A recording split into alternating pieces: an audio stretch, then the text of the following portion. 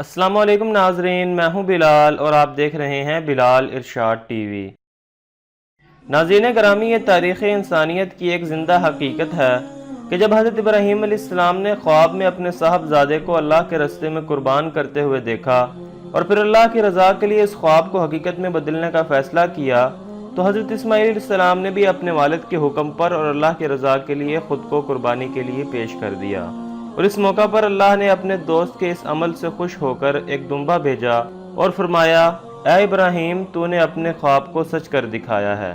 और तब से लेकर आज तक अल्लाह ताला ने अपने नबी के इस अमल को ज़िंदा कर रखा है। और हर साल 10 से 13 ज़ुल्हज यानी ईद उल अज़हा के मौके पर तमाम मुसलमान लातादाद जानवरों को कुर्बान करके इस अमल यानी कुर्बानी का इरादा करते हैं। लेकिन दोस्तों, सवाल ये है कि क्या कुर्बानी करना एक सुन्नत अमल है या फ़र्ज़, और कुर्बानी किस किस को करनी चाहिए? आइए इन तमाम सवालों पर बात करते हैं। लेकिन इससे पहले तमाम नए आने वाले दोस्तों से गुजारिश करता हूं कि बराए मेहरबानी चैनल को सब्सक्राइब करके साथ मौजूद बेल आइकन को भी ज़रूर दबा दें ताकि मज़ीद आने वाली तमाम ऐसी वीडियोज़ का नोटिफिकेशन आपको बआसानी मिलता रहे। ख़वातीन और हज़रात, कुर्बानी करना एक सुन्नत अमल है।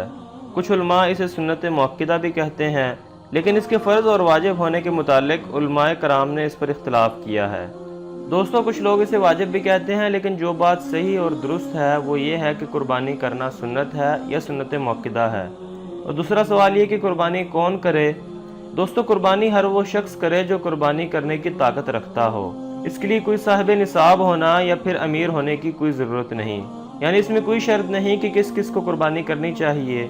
आप काम करते हैं या नहीं करते, या जो माल आपके पास है वो आपका कमाया हुआ नहीं या आपको आपके वालिदैन से मिला है, तो भी आप अपनी इस्तिताअत के मुताबिक कुर्बानी करें, क्योंकि दोस्तों ये बड़ा महबूब तरीन अमल है।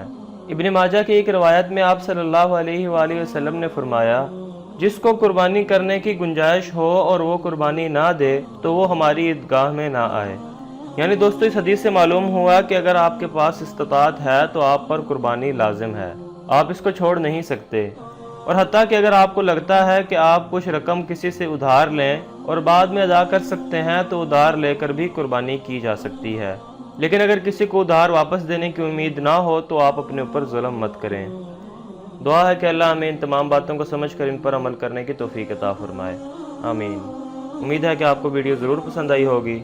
वीडियो पसंद आने की सूरत में लाइक और शेयर भी कर दें और हमारे चैनल को सब्सक्राइब करके साथ मौजूद घंटी के बटन को भी ज़रूर दबा दें ताकि मज़ीद आने वाली तमाम ऐसी वीडियोज़ का नोटिफिकेशन आपको बआसानी मिलता रहे।